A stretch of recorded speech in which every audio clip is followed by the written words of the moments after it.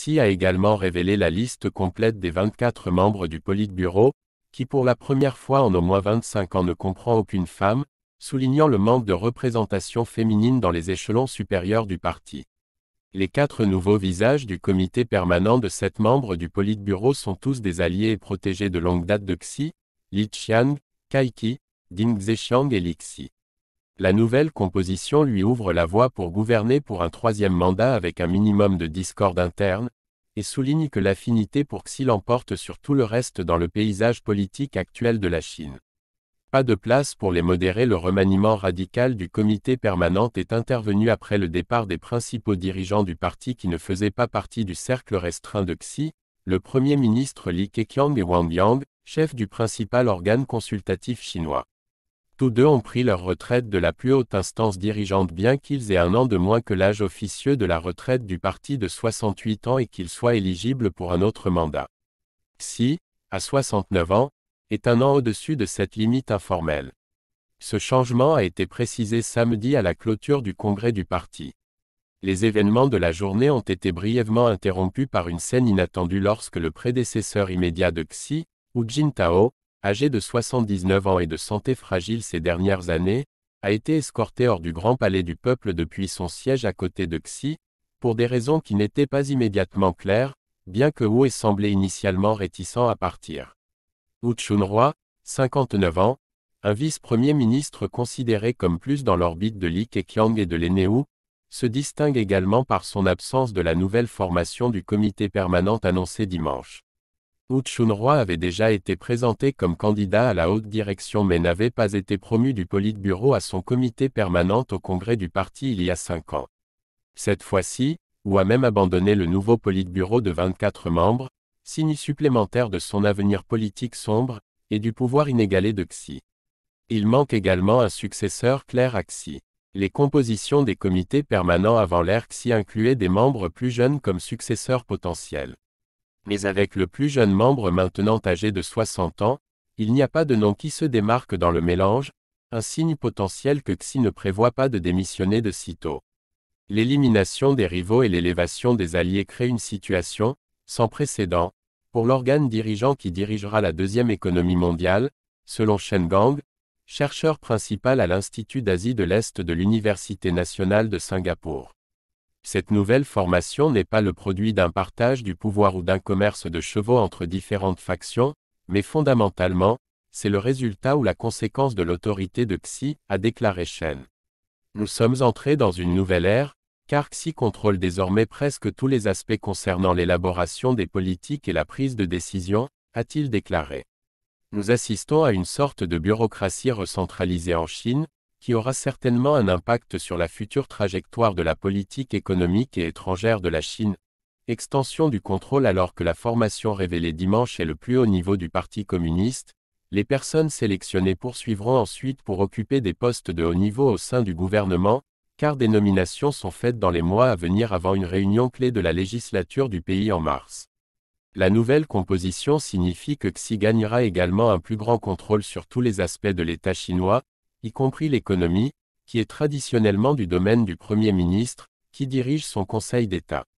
Ce poste devrait maintenant être placé entre les mains du chef du parti de Shanghai Li Qiang, un loyaliste de longue date de Xi qui a été nommé numéro 2 du parti, malgré le contre-coup qui a suivi un Covid-19 chaotique de 2 mois. Verrouillage à Shanghai plus tôt cette année. La nomination de Li est l'un des nombreux éléments, qui brisent les normes, du remaniement des dirigeants de cette année, selon Victor Shi, un expert de la politique chinoise d'élite à l'Université de Californie à San Diego, qui a noté que la nomination de Li placera un dirigeant sans aucun conseil d'État. Expérience à la tête de ce corps, quelque chose que l'on ne voit pas dans décennies. L'économie chinoise et le Conseil d'État lui-même sont tellement plus complexes aujourd'hui par rapport aux années 1980. Ne pas avoir cette expérience va au moins au départ rendre la tâche de diriger l'appareil d'État chinois beaucoup plus difficile, a déclaré Xi, l'auteur de Coalition of the Weak, un livre sur la politique des élites en Chine au cours des dernières décennies. Pendant ce temps, la concentration du pouvoir introduit une certaine dynamique malsaine dans l'élaboration des politiques dans la mesure où les personnes qui lui sont proches sont celles qui, au fil des ans, ont perfectionné les compétences nécessaires pour toujours être d'accord et soutenir l'opinion de Xi Jinping, a-t-il déclaré.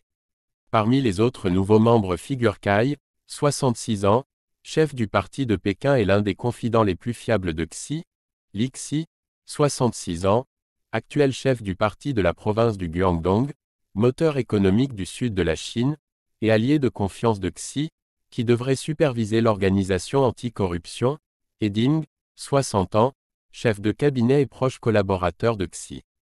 Troisième mandat. La nouvelle dynamique du pouvoir annonce également un triomphe pour le programme de Xi sur la manière de faire avancer la Chine dans les années à venir. L'histoire à la une est évidente. Xi Jinping et son groupe consolident leur pouvoir, la question est de savoir à quelle fin, a déclaré David Boodman, directeur du Centre d'études chinoises de l'Université de Sydney.